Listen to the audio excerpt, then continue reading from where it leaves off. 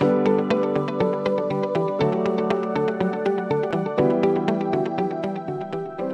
everyone. Can you hear me? Okay. Do you mind can you put that back up? With my face? Thank you. That's me, right? That's me? Okay, so I have no slides. Okay? Instead, I need volunteers. I need 4 volunteers. One condition. Your phone needs to have internet access. Okay? Thank you. Please?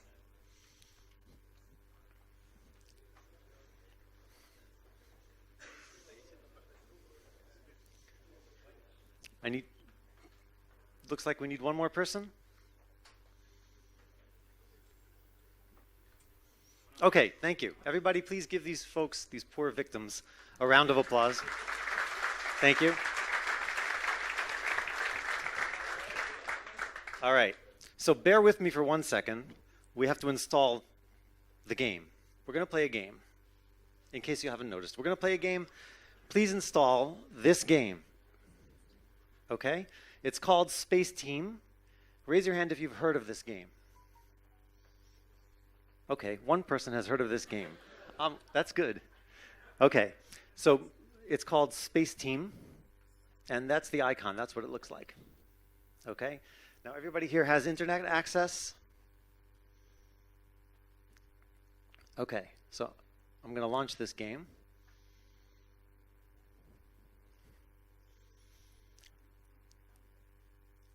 All right, we're still downloading. We're downloading. Okay, so my name is Shlomo Swidler. I am Principal Consultant for DevOps and Digital Transformation with Lenovo. You saw me here on stage this morning, and since then I've been listening and understanding a little bit. But I'm happy to answer any questions that you have after I show you this little cool thing. We have the app yet? Loading. Oh, we got it. Okay. All right. Good. So now, when the app is loaded, you're going to hit that OK just to. All right. On the very top of the screen, you're going to see connection mode. Okay. Change to Wi-Fi. We can do this with 3 people too. That's fine. All right. All right. So change the connection mode to internet. You hit this. There you go. Oh. Okay. Still downloading. All right. Any questions? I'm serious. Are there any questions? We can write down some questions and come back to them after the game loads. Password, I'll tell you the password in a second. It's super secret.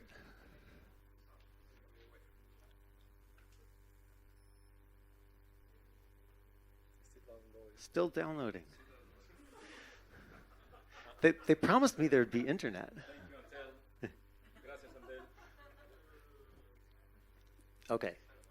Put in this password. Okay, and then wait. You've loaded in. Here, please put in that password. By the way, this is not really secret. I just don't want 1 million people to join the game. Still loading. Okay. Password Leno. There we go. Yes. I almost said it. All right. How close are we? Okay, I'll tell you what. Should we give him more time? Yes, I hear yeses. You have more time. It's a kind crowd. It's a good crowd. Give yourselves a round of applause. Thank you. Okay. Oh, it slowed down. Another round of applause for the crowd. All right. Is it okay with you? Okay. All right. So everyone, please thank Pablo. He's agreed that he'll sit this one out. Thank you, Pablo. Okay. All right. So we're ready to play this game. This game is called Space Team. And what it is we're all flying a spaceship, all of us together. We're getting instructions on the top of the screen. And there are controls on the bottom of the screen. But the instructions don't match the controls on our screens. I get instructions for controls that are on their screens, and they get instructions for controls that are on other people's screens. So here we go. We're going to press this button. And once we're all pressing our buttons, the game's going to start. Now, your job as the audience is to listen, okay? And observe. Talk loudly. Okay.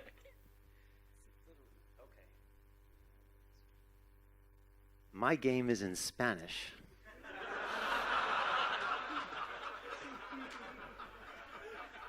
This is going to be fun.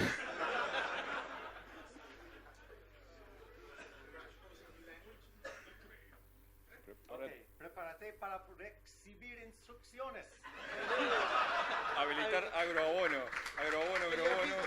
Conectar a un hidrocolar. Multiescudo. ¿Heliofiltro? ¿Qué sé yo? No lo tengo. Conectar a un hidrocolar. Uno.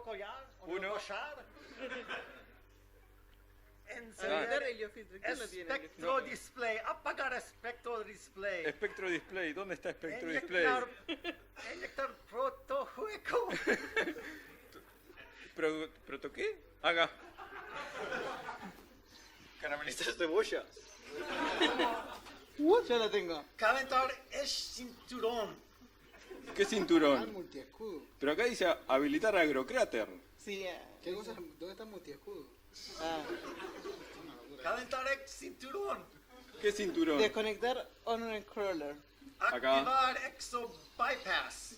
Pulverizar taquiarranque. Ay. Activar kilogancho. Conectar retrocobete. interglobo. ¿El retrocobete quién lo tiene? Comprobar cheese platter. No. Conectar intrabarril. Acá. No me deja. Ahí. Habilitar interglobo. ¿Qué te deja sin nada? Dice eso. Intercambiar zoofolk. Intercambiar su... I hope I didn't say that wrong. Desactivar cronograma. Crono agitador. Habilitar Acá. acrocráter. Listo. Entrelazar quarks. Caramelizar cebolla. Caramelizada la cebolla. Entrelazar quarks. Activar Quarks. exo bypass. Ah. Okay, we passed that level. Wow.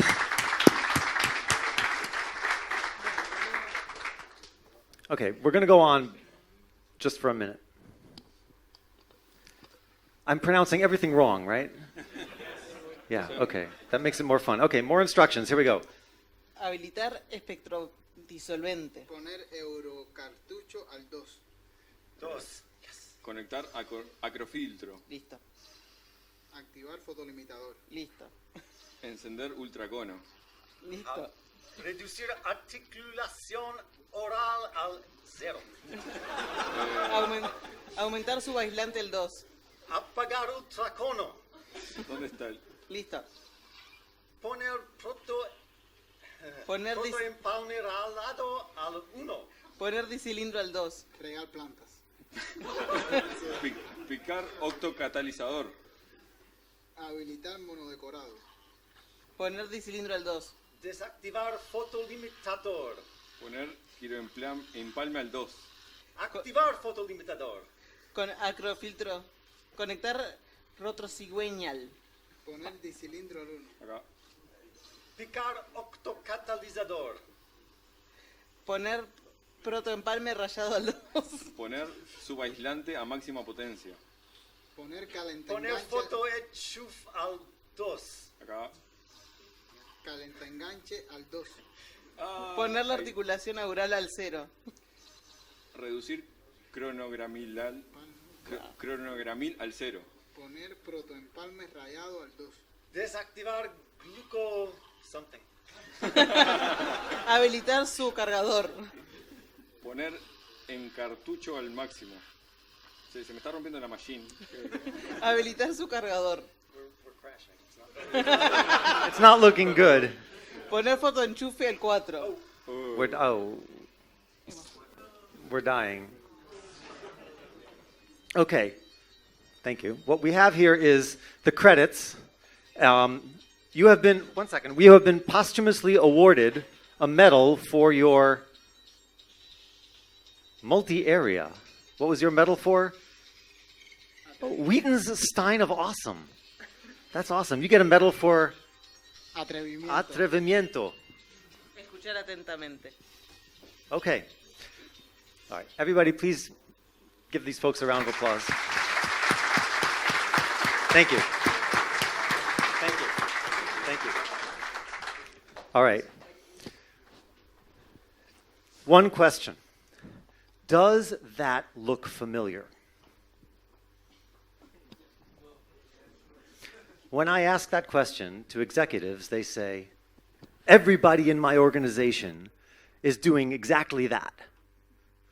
Nobody knows why they're getting the instructions, why the work they have to do is being done.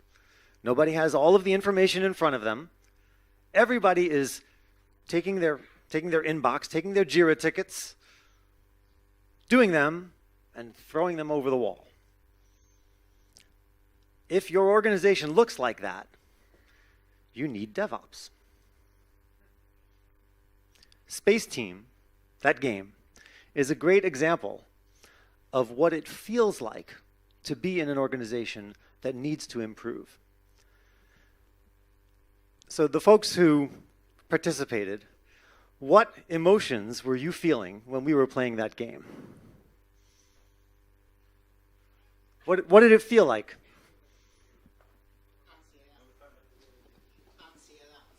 Ansiedad. Anxiety, thank you. I think it would be also anxiety and just the necessity to hurry up. Okay, pressure. Yep. Okay. Se me perdió el otro, ¿por dónde está? Henry? Chaos. Yes, you saw chaos for sure. Okay. All right. So what I was experiencing, well, that's not fair because I've done this before, but typically anxiety, chaos, pressure, fear of failure, fear of the unknown because this is a new game and the players up here didn't know what success looks like. All of those can be summed up in the emotion frustration. Frustration. I experienced frustration because I couldn't read the words properly. This is my first time when I've done this game that it comes up in Spanish, and you can understand why I was particularly surprised. But frustration was all around. And frustration is what happens in organizations when their work is organized in an inefficient fashion. And it creates and it extracts a very human toll. In the end, we're trying to fly a spaceship together, and we crash. We don't reach our destination. So I want to show you how I view DevOps. And when I talk about DevOps to executive audiences, I play this game with them. And then let me show you what I do. I also don't use slides. By the way, if you want to follow me on Twitter, then you can. It's just at my name, at Shlomo Swidler. You know what? I'm going to do that.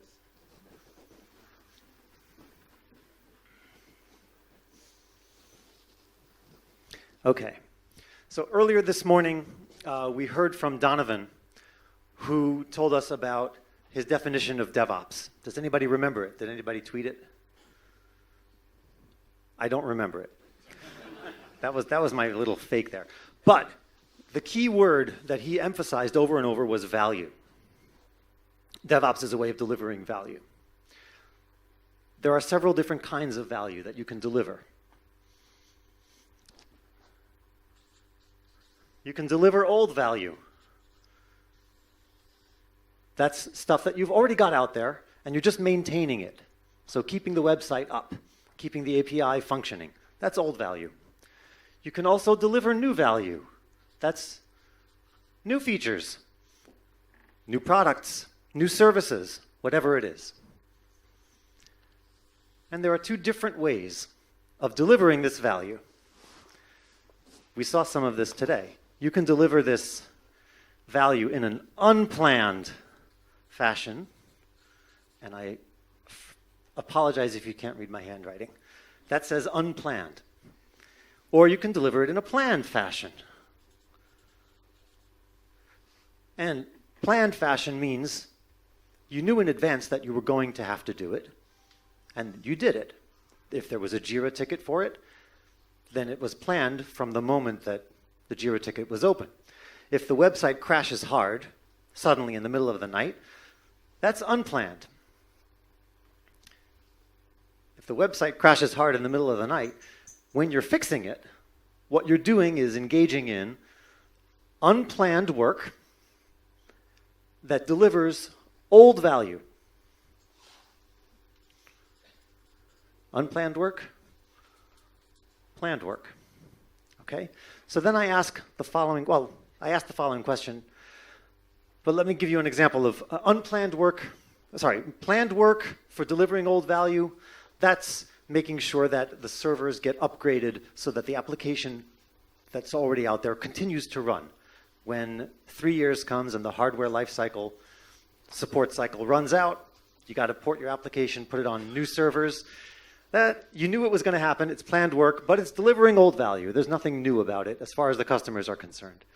New value in a planned fashion, well, those are your epics and your sprints, and you planned that they were going to happen and add new value. What about unplanned work delivering new value? What's that? An accident. Actually, it could be an accident, and it could be serendipity, luck. For example, if you realize that you have an opportunity in the market and you want to take advantage of that, that's unplanned, but it's new value. Now, I need another volunteer. I won't make you play a game. Preferably somebody who works for a large company. What's a large company in Uruguay? Una empresa pública. No, how many people are in a large company in Uruguay? More than 100? Yes. All right, raise your hand if you work for a large company in Uruguay. Thank you for volunteering. You can sit there, it's okay. Don't tell us who you work for. Okay? Don't even tell me your name. Turn your tag backwards. No, don't show me. Don't show me. The Okay. company is in the... All right, I won't look. Okay, now if you think about your organization, all right, I'm going to give you 10 points. I'm going to give you 10 points, and you take 10 points and split them up between, say, maybe it's 5 and 5 or 7 and 3. How much time, how much resources does your organization spend delivering old value versus delivering new value? So is it 5 and 5? Is it 1 and 9? What would you say it is? 8 and 2. 8 and 2. That way? Yes. Okay. What about when you think about the way that your organization does the work in an unplanned fashion or in a planned fashion? How would you split up 10 points? 5-5, 8-2, 3-1? Maybe the same or more planned, because the most things are planned. Nothing is, all is because someone says, do that. So that would be unplanned. If suddenly someone says do that. It's planned for another person. Okay, so from your point of view, it's what? 0-10? Yes. Okay, and you never have emergencies? Yes, I have the 24 hours a day with the cell phone if something don't work. Okay, For so example, that's- the web that's unplanned, shut down. Right, Yes, that's unplanned. but this is another job. It's ¿cómo se dice guardia? Servicio de guardia. On call. On call. On call. On call is unplanned. Nobody is on call saying, I know I'm going to get called at 9 p.m. Let me finish dinner Yes, at it's unplanned. 8:59. Unplanned. Yeah? Always unplanned. Unplanned. Yes. Okay. So how would you split it up? The work that you do. Let's say that you do. Say, night one. Okay. 1%, 1 and 9. Okay. Now what we're going to do is we're going to show you where you're spending your time and your resources. Okay? This is a very cool trick. It's called multiplication. Okay? So 8 times 1 is 8. 2 times 1 is 2. 8 times 9, check me if I'm right about this, okay? 8 times 9 is not 50-something, it's 72. And 2 times 9 is 18. Did I get it right? Okay, thank you. Whew. All right. I can always claim it's just my handwriting if I get it wrong. Okay, so you're spending 72% of your time and resources delivering old value in a planned fashion.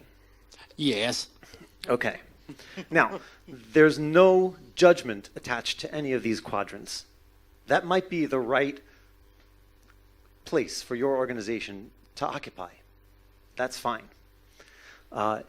Usually when I do this with executives, they step back and they say, we're spending 72% of the time delivering old value?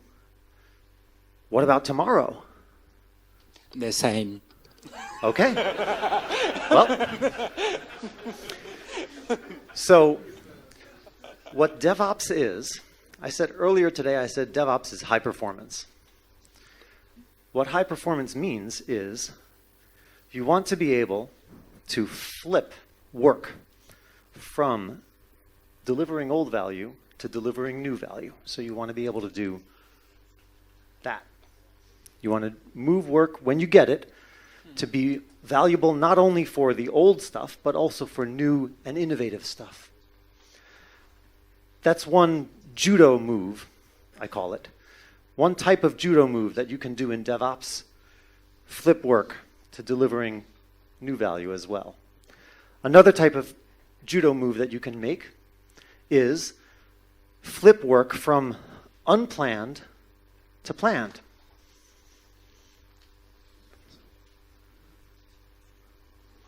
Okay?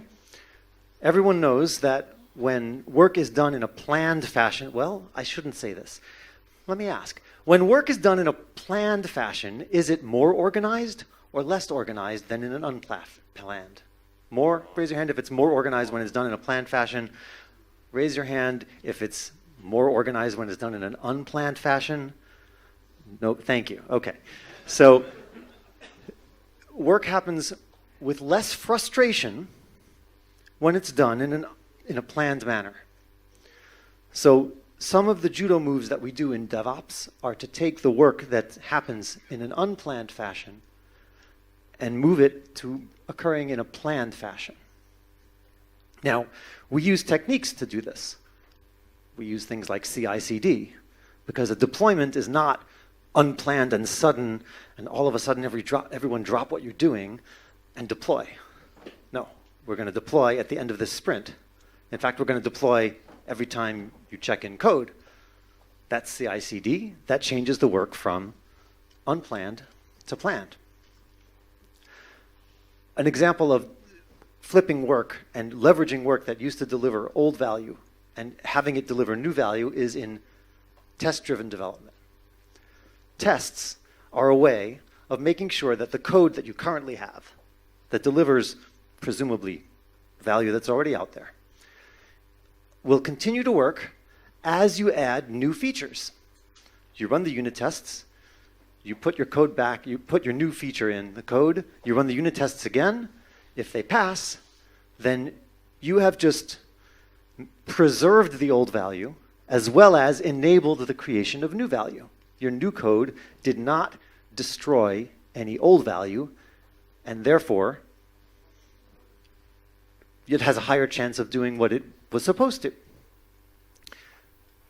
So test-driven development is a way of leveraging old value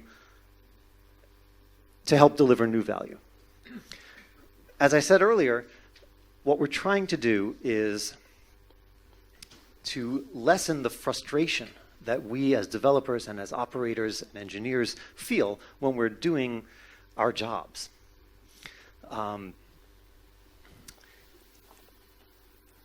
It's much more frustrating, as we said, to deliver stuff, to wake up, to be on call, and 8:59 p.m. you sit down for dinner, and 9:02 p.m. as you're pouring the wine, your phone goes off. That's frustration. So I do this exercise with executives. They say, wow, if I'm so frustrated, imagine what my staff are feeling. What are the tools that we use to do all these kinds of things? We've been speaking about them a lot today, CI/CD and test-driven development and Agile and Scrum. Those are all judo moves that you can use to move work into different quadrants. Like I said, there's no right answer which quadrant is the right place for your organization, but it tends to be the case that the more new value you deliver, and the more planned fashion it is, the more performance you will get, the less frustration you will experience. I didn't see every presentation today. Did we cover value stream mapping? No. How much time do I have?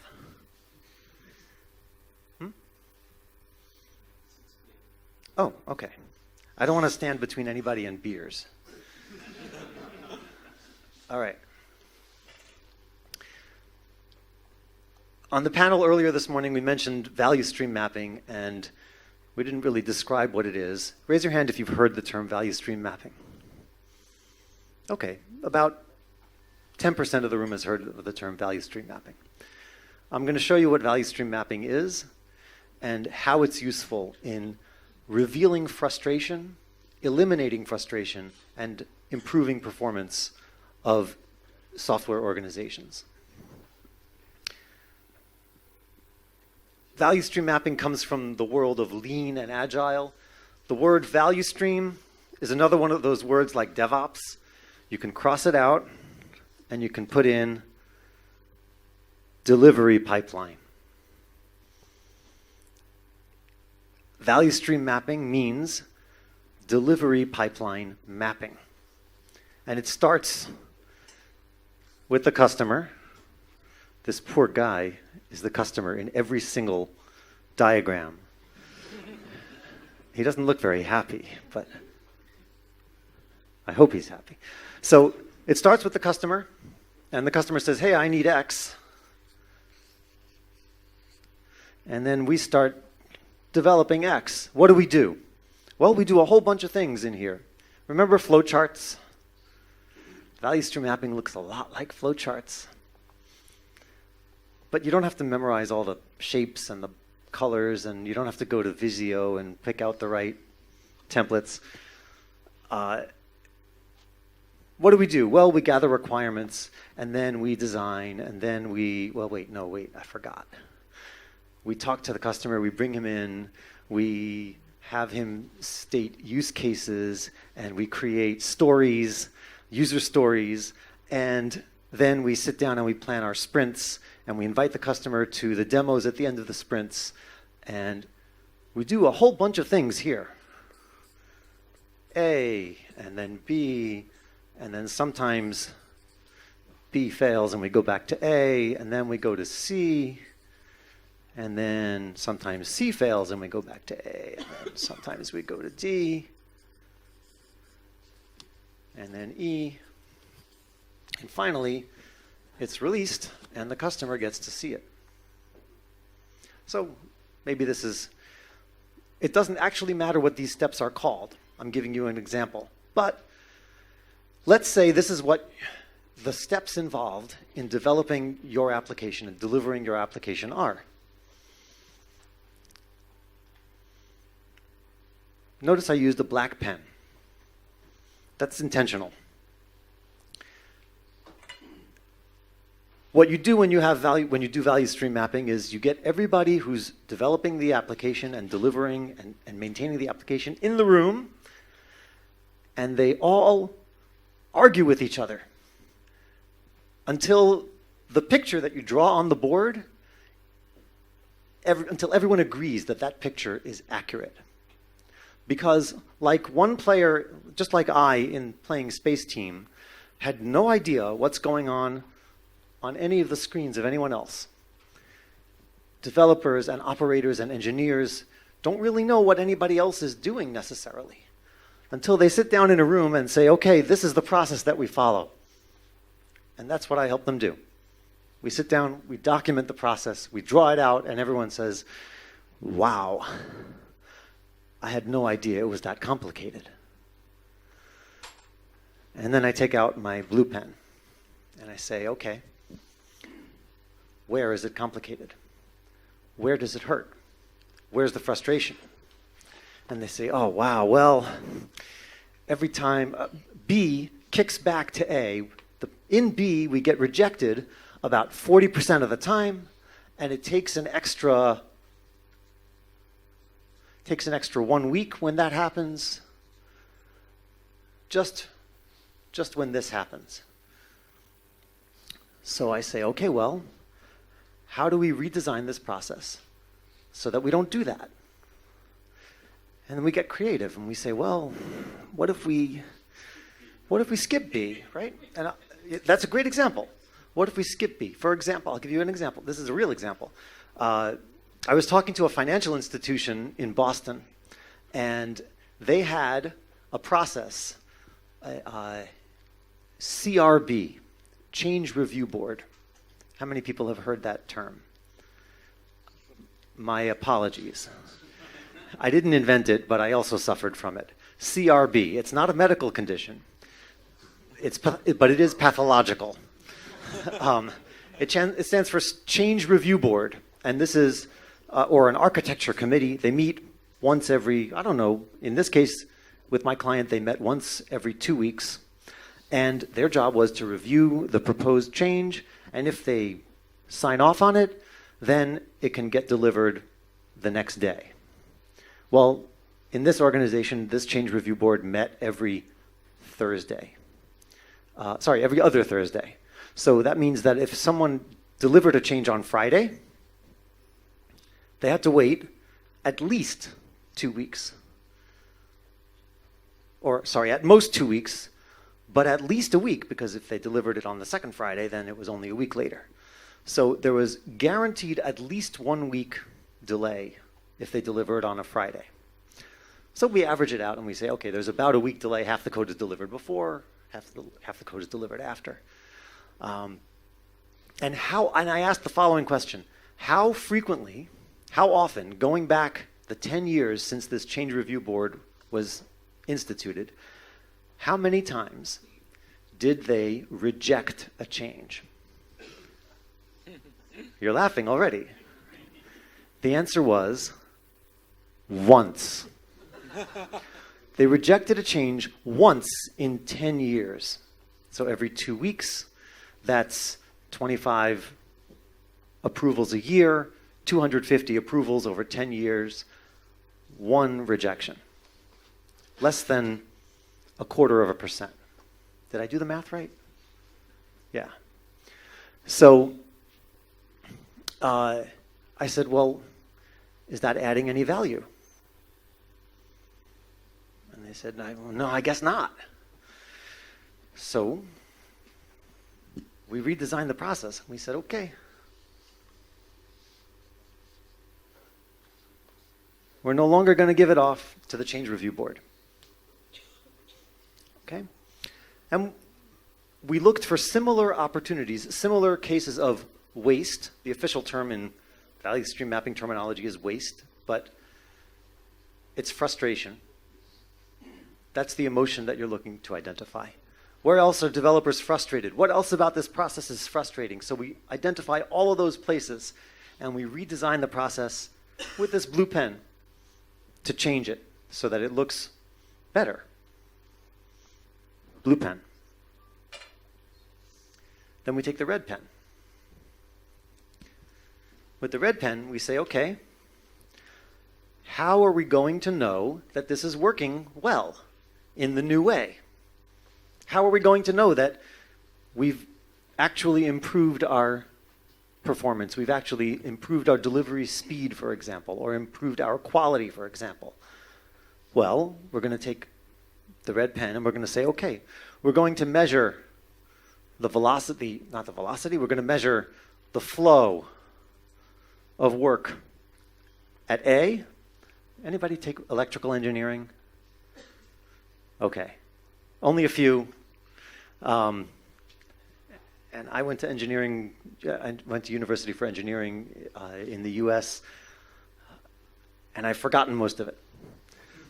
And we're going to measure the flow here, we're going to measure the flow here, and we're going to see if that improves between the old way of doing things and the new way of doing things. Now, obviously, if we eliminate this approval step and we eliminate this 40% of the time, there's a 1 week delay here, then obviously it's going to improve. But as we mentioned earlier today, it's important to do this in a measurable, verifiable way. That's what the red pen is about. You find these measures, you put them up here, and you say, okay, we're going to start measuring these things. And then the rest is implementation detail. Well, the rest is what you do in your sprint. You run a sprint like this. Start measuring here, start measuring there. Compare it to the old numbers. Do the sprint with this new process. At the end of the sprint, you check your hypothesis. Did flow improve? If it did, then this is a permanent change. If it didn't, well, that's good. Now we know something we didn't know before. Maybe the change approval process, maybe this process B did have some value. Or maybe there's some other reason why the flow didn't improve. We have to find out.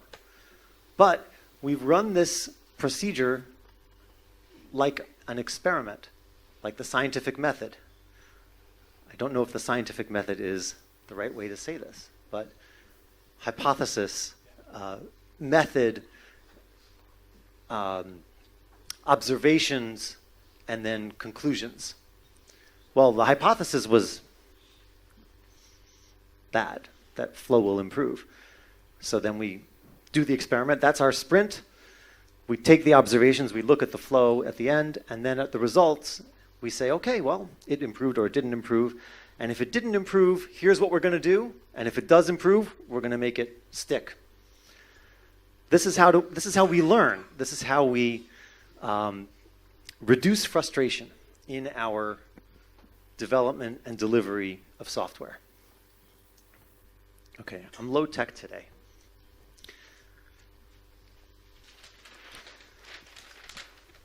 Does anybody have any questions before I go on?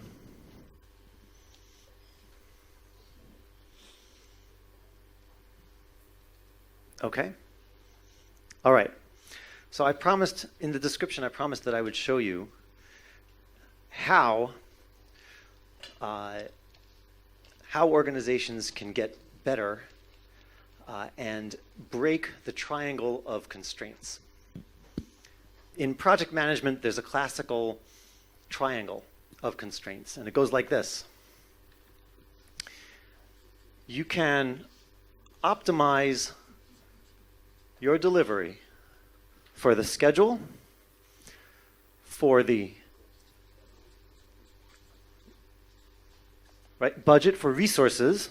I'm going to include people and budget and equipment, that's resources, or scope.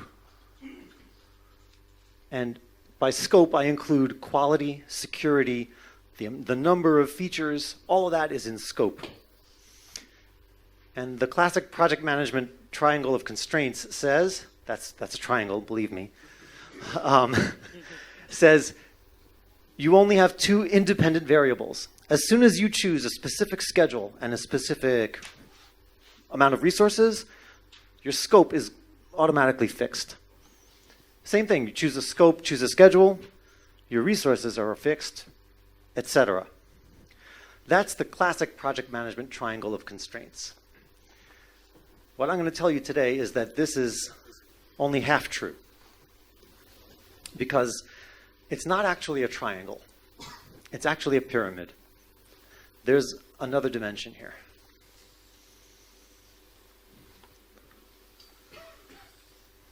Okay? This other dimension is what I call speed of learning.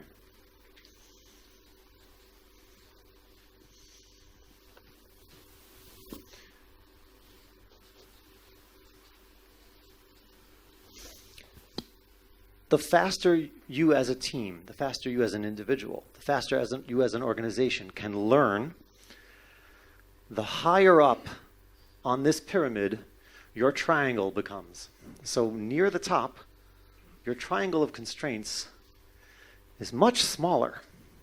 And that means that the constraints don't hurt so bad, because here at the bottom, the schedule and the resources are far away from the scope. Here at the top, schedule and resources are very close to scope. In other words, the faster you can learn, the less of a constraint you feel on these constraints, the less they constrain you. I mentioned when we talked about value stream mapping that what we're doing is we're reducing frustration. The way we're reducing frustration is by learning about, not only about the customer, not only about our application, but about our development and delivery process. We're learning that we shouldn't have that change review board approval process if that's how it works. We're learning how we improve our own procedures, our own delivery. The faster we can learn, the faster we can improve, the less of a constraint each of these things is. In fact, I'll show you. That's how it works for one team. What if you're in an organization with many teams?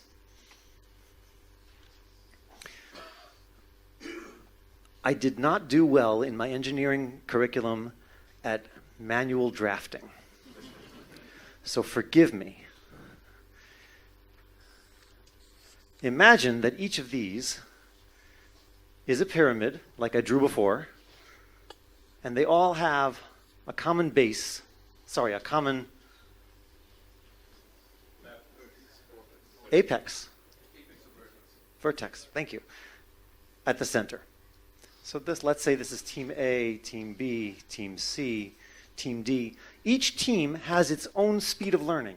They all have a common point here where this 0 represents the fastest that they can learn.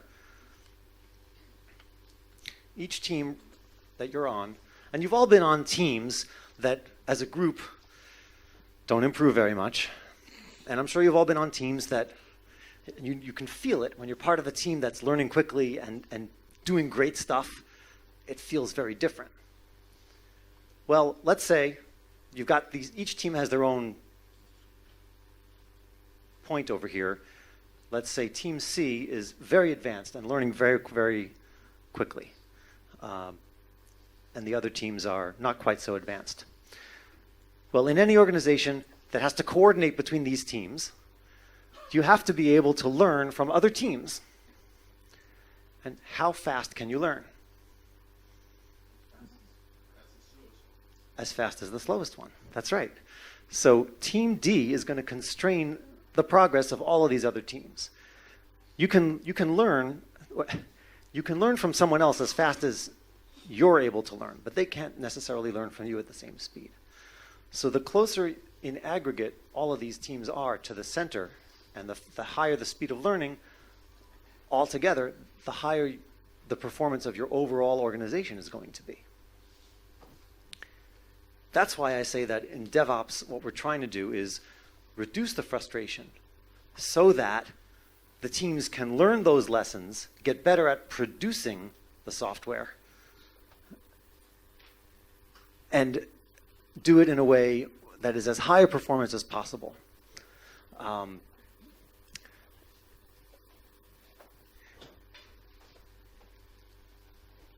I haven't heard the word Netflix today. Did someone say the word Netflix today? Okay, then maybe I wasn't listening. Netflix, of course, is very famous in DevOps circles. And Adrian Cockcroft, friend of mine, he says that you have to focus on speed. If you focus on speed, then all of the other constraints become secondary. And this is how. It's not because they fall away, it's because you get faster and faster at learning, and the constraints become closer and closer together. Less and less of a limiting factor. So I showed you frustration, and I showed you value stream mapping, which is a way of visualizing and understanding where the frustration occurs in your development pipeline.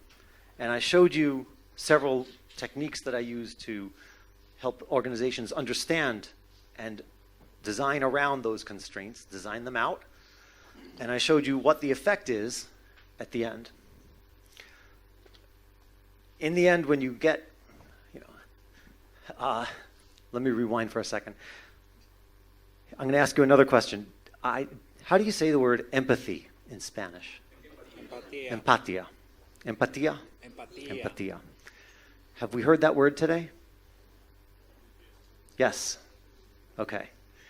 This is one of my personal crusades. I hate that word.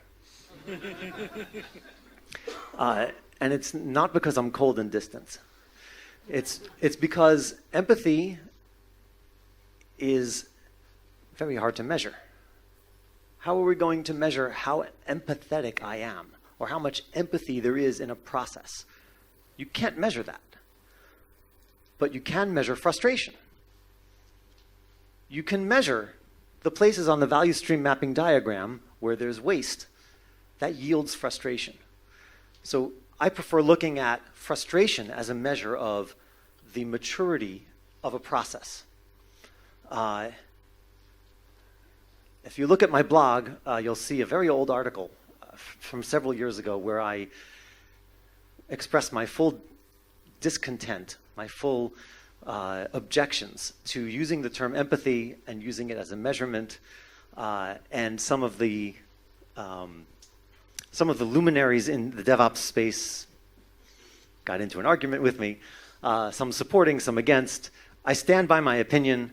Frustration is something that can be measured. That's what you should be looking at in your processes. Use value stream mapping to help you do that. Focus on the speed of learning and the speed with which you can reduce the frustration in your process. All of the other tools, all of the other techniques that we use in DevOps are ways of reducing frustration so that we can deliver more new value in a less frustrating way. Looking back at the game that we played, if we redesigned that game so that everybody had the controls and the instructions on their own screen, we could then perhaps write a script that reads the instructions and executes the controls. It would certainly go a lot faster. There would certainly be a lot fewer failures. It wouldn't be much fun. No. Because the point of the game is to demonstrate, is to play on your sense of frustration. Right? A game is a safe place to play with bad emotions. That's why it's a game. You can have those bad emotions without it affecting you in the real world. Well, let's not make our work in the real world look like space team and frustration. Let's use value stream mapping to decrease the frustration, get our work done faster in a DevOps manner. Thank you.